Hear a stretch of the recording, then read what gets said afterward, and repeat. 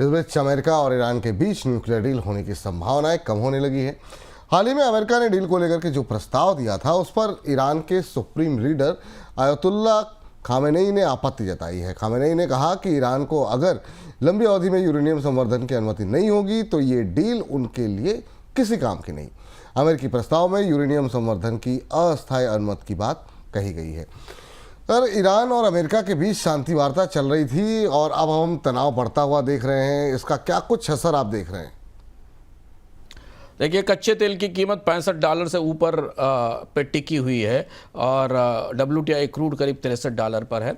ये बढ़ोतरी हमें इसलिए दिख रही है क्योंकि ईरान और अमेरिका के बीच शांति वार्ता पटरी से उतर गई है और अब बात धमकी देने पर आ गई है। अभी कुछ समय पहले तक सऊदी अरब की यात्रा के दौरान डोनाल्ड ट्रंप जब मध्य पूर्व में थे तो वे इस बात का संकेत दे रहे थे कि सऊदी अरब के साथ बातचीत में कि ईरान के साथ एक संधि हो सकती है और ईरान के से प्रतिबंध हटाए जा सकते हैं, पर जो शर्तें रखी हैं उनको ईरान ने नकार दिया है। यहाँ तक तो बात ठीक थी। डोनाल्ड ट्रंप ने यह कहा है कि उन्होंने ईरान को सहमति और संधि के लिए और न्यूक्लियर कार्यक्रम में कटौती के लिए मार्च के बाद 2 महीने की समय सीमा दी थी और वो समय सीमा अब खत्म हो गई है। इसके बाद इजरायल और अमेरिका मिलकर सैन्य कार्रवाई कर सकते हैं।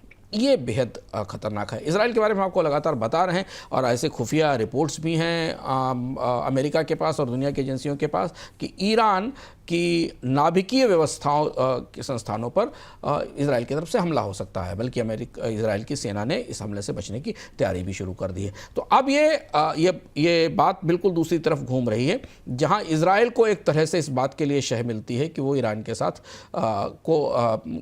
किसी टकराव की शुरुआत कर सके जो पहले से चल रहा है। ये स्थिति मध्य पूर्व के लिए तनावपूर्ण है क्योंकि ईरान एक न्यूक्लियर ताकत है, ऑयल की बड़ी इकॉनमी है और मध्य पूर्व की एक बड़ी अर्थव्यवस्थाओं में से एक है। क्या होता है, कोई बातचीत आने वाले समय में बढ़ती है या इजराइल की तरफ से कोई सक्रियता दिखाई देती है, इस पर निगाहें रहेगी और इस पर तेल बाजार की भी निगाहें रहेंगी, क्योंकि अगर कोई भी घटनाक्रम यहाँ दिखता है तो कच्चे तेल की कीमतों में हमें तेजी दिखाई देगी, जो आमतौर पर जनवरी के बाद से दबाव में ही है। जी, इस बीच पाकिस्तान को IMF से कर्ज के बाद अब एशियन डेवलपमेंट बैंक से भी कर्ज मिल गया है।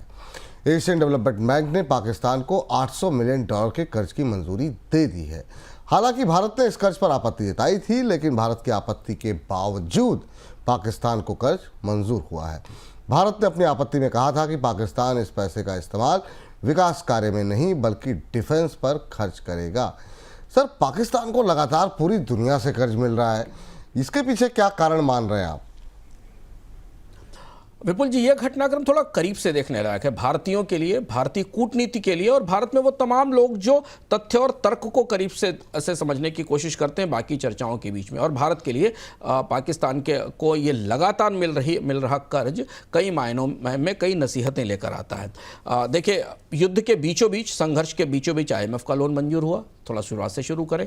उसके बाद वर्ल्ड बैंक का एक लोन मंजूर हुआ, उसके बाद चीन ने एक लोन मंजूर किया और उसके बाद ADB ने $800 मिलियन का पैकेज मंजूर किया, जिसमें $300 मिलियन का पॉलिसी लोन है और 500 मिलियन की गारंटी है। अब आप सोचिए, एक वो देश जो देश सीधे संघर्ष में था, जहां से आतंकवादी हमले हुए, जिसकी आतंकवादी छवि को लेकर पूरी दुनिया में चर्चा है, उसे 1 महीने के भीतर दुनिया की 3 बड़ी एजेंसियों ने फंडिंग कर दी, उसे पैसा दे दिया।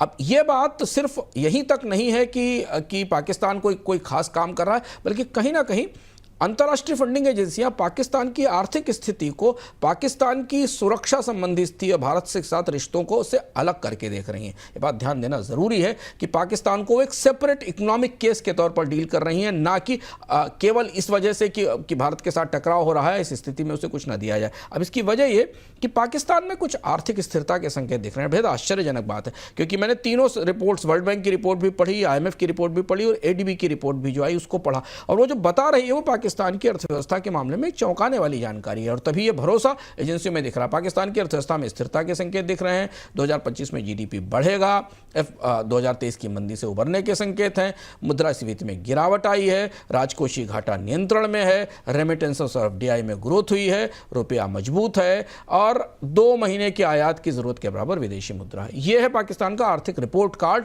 जिस रिपोर्ट कार्ड को वो दिखाकर लगातार 3 अंतर्राष्ट्रीय एजेंसियों से कर्ज लेकर आया है और उन्होंने इन एजेंसियों ने इस मामले में पाकिस्तान का जो आतंकवाद समर्थक पहलू है, जो आतंकवाद को पोषण देने वाली रणनीति है या जो नीति है, उस पर कोई ध्यान नहीं दिया है और ये बेहद आश्चर्यजनक है। जी, तो क्या ये मान के चलेंगे कि पाकिस्तान ने अपनी कूटनीतिक पेशबंदी पहले से काफ़ी मजबूत कर ली है सर? बिल्कुल विपुल जी, आप सही जगह पहुंच रहे हैं। आपका सवाल जिस तरफ इशारा कर रहा है वो यही है कि भारत और पाकिस्तान के बीच संघर्ष के बीच पाकिस्तान ने कहीं ना कहीं अपनी कूटनीतिक पेशबंदी को थोड़ा बढ़ाया है। पाकिस्तान और चीन की जो नज़दीकी बढ़ी है, ऐसा माना जा रहा है कि चीन ने न केवल पाकिस्तान को सीधे कर्ज दिया, चीन को भारत के साथ संघर्ष में ओपन समर्थन भी दिया, बल्कि एडीबी से कर्ज लेने में भी चीन के इन्फ्लुएंस का हाथ रहा है।